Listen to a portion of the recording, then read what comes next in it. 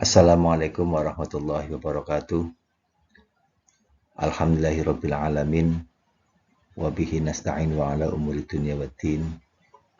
Wassalatu wassalamu ala asyrafil anbiya'i wal mursalin sayyidina wa habibina wa syafi'ina wa maulana Muhammadin wa ala alihi wa sahbihi ajma'in, amma ba'd.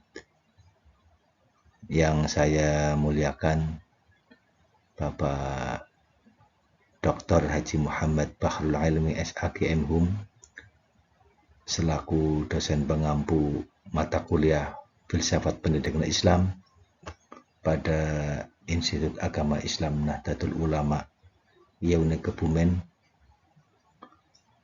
Pertama, marilah kita memanjatkan puja dan puji syukur kepada Allah Subhanahu wa taala yang telah memberikan kita hidayah, inayah taufik serta inayahnya yang telah memberikan kita kesehatan lahir dan batin. Semoga Bapak dosen selalu diberikan kesehatan lahir batin. Allahumma amin. Selawat dan salam semoga dilimpahkan kepada junjungan kita Nabi besar Muhammad Sallallahu Alaihi Wasallam yang mudah-mudahan senantiasa selalu memberikan syafaatnya besok di hari kiamat. Baiklah, pada hari ini saya atas nama Muhammad Hasan Mustafa, nomor induk mahasiswa 2241064, akan membaca tugas makalah pendidikan Islam, yaitu pendidikan sebagai suatu proses penyiapan warga negara, perspektif filsafat pendidikan Islam.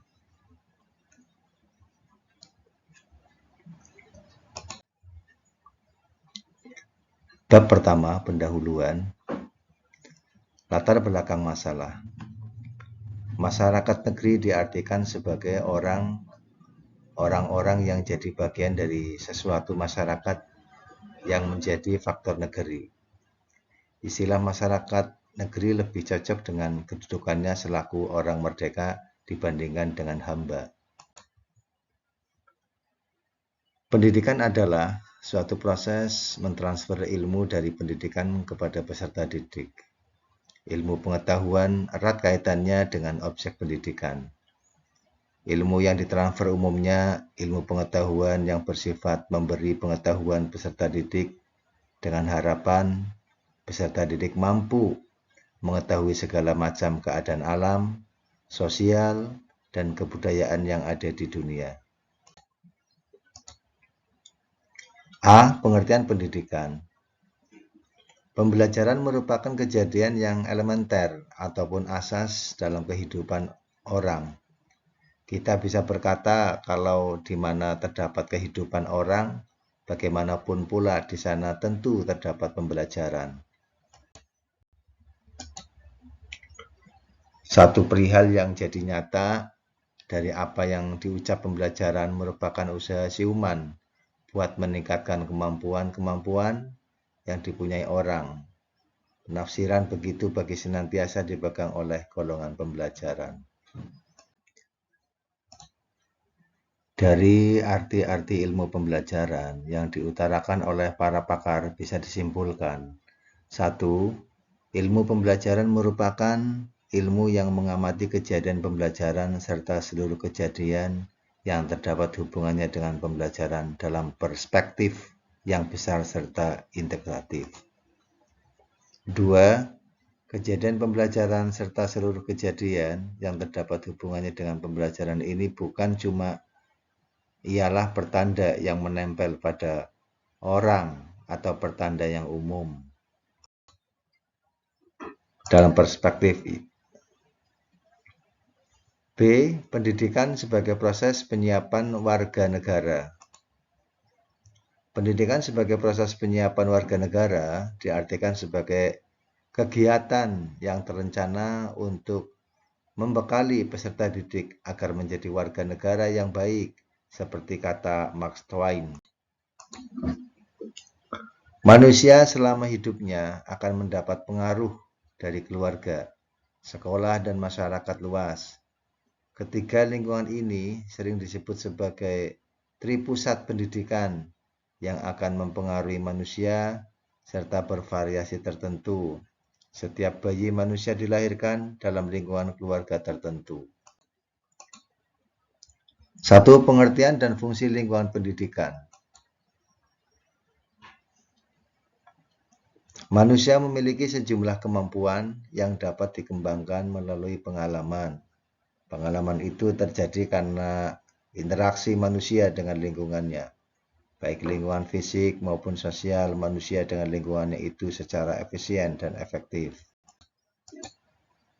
Berdasarkan perbedaan ciri-ciri penyelenggaraan pendidikan pada ketiga lingkungan pendidikan itu, maka ketiga sering dibedakan sebagai pendidikan informal dan pendidikan formal dan pendidikan non-formal. Tripusat pendidikan.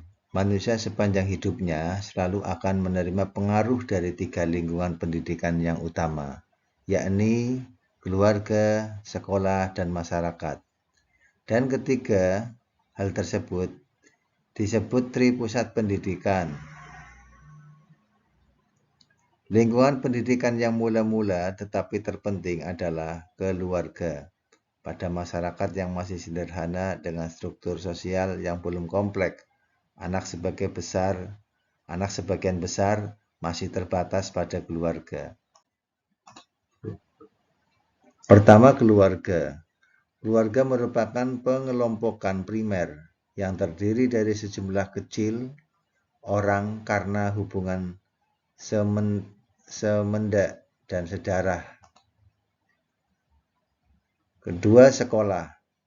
Di antara tiga pusat pendidikan, sekolah merupakan sarana yang secara sengaja dirancang untuk melaksanakan pendidikan, seperti telah dikukuhkan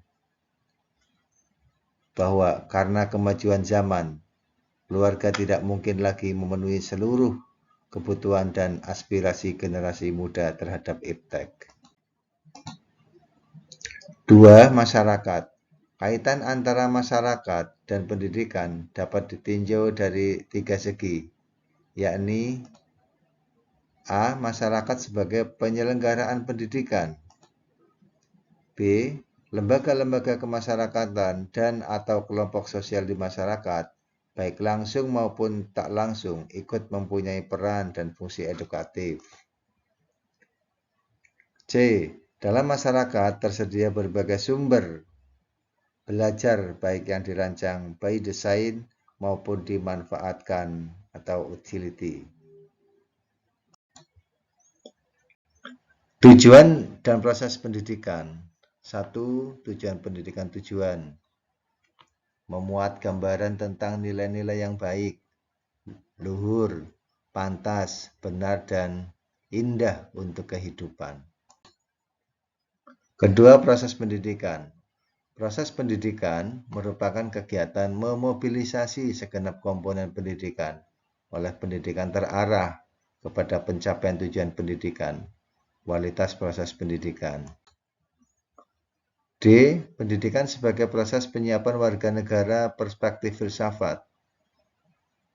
Setiap anak dilahirkan pada hakikatnya sudah mempunyai potensi masing-masing atau kodrat alam, atau menurut istilah Ki Hajar Dewantoro. Disadari atau tidak, sejak kecil kita sudah menerima pendidikan dari orang tua tentang banyak hal. Dengan menganalisa berbagai filsafat, seperti filsafat Yunani, filsafat Barat, dan lainnya, maka muncullah berbagai macam disiplin ilmu dengan menggunakan filsafat. Sehingga berbagai macam disiplin ilmu pengetahuan yang berkembang sekarang ini menemukan kembali relevansinya dan berkemampuan untuk menjawab persoalan-persoalan yang dihadapi umat manusia. Pendekatan filsafat diperlukan seiring dengan perkembangan pendidikan, karena problematika pendidikan yang bersifat filosofis memerlukan jawaban yang filosofis pula. Di samping itu, filsafat pendidikan bisa didekati dengan ide-ide filosofis yang diterapkan untuk memecahkan masalah pendidikan. Pada mulanya filsafat adalah induk dari segala cabang ilmu pengetahuan yang ada. Namun karena banyak permasalahan yang tidak dapat dijawab lagi oleh filsafat sendiri, maka lahirlah cabang ilmu yang lain untuk menjawab segala macam permasalahan yang timbul. Filsafat sebagai hasil pemikiran para ahli filsafat telah melahirkan berbagai macam pandangan atau ide, yang salah satunya ialah lahirnya pandangan tentang filsafat pendidikan. Begitu pula halnya dengan filsafat pendidikan, bahwa dalam sejarahnya telah melahirkan berbagai pandangan atau aliran. Karena kesimpulan filsafat tidak pernah mandek atau berhenti, maka setiap keputusan atau kesimpulan yang diperoleh tidak pernah merupakan kesimpulan final atau belum selesai. Sebab dunia percaturan filsafat atau termasuk filsafat pendidikan seringkali hanya berkisar pada permasalahan-permasalahan yang sama, baik sebagai suatu bentuk persetujuan ataupun penolakan terhadap kesimpulan yang ada. Dari uraian di atas dapat disimpulkan bahwa yang melatar belakangi munculnya filsafat pendidikan adalah banyaknya perubahan-perubahan dan permasalahan-permasalahan yang timbul di lapangan pendidikan yang tidak mampu dijawab sendiri oleh filsafat.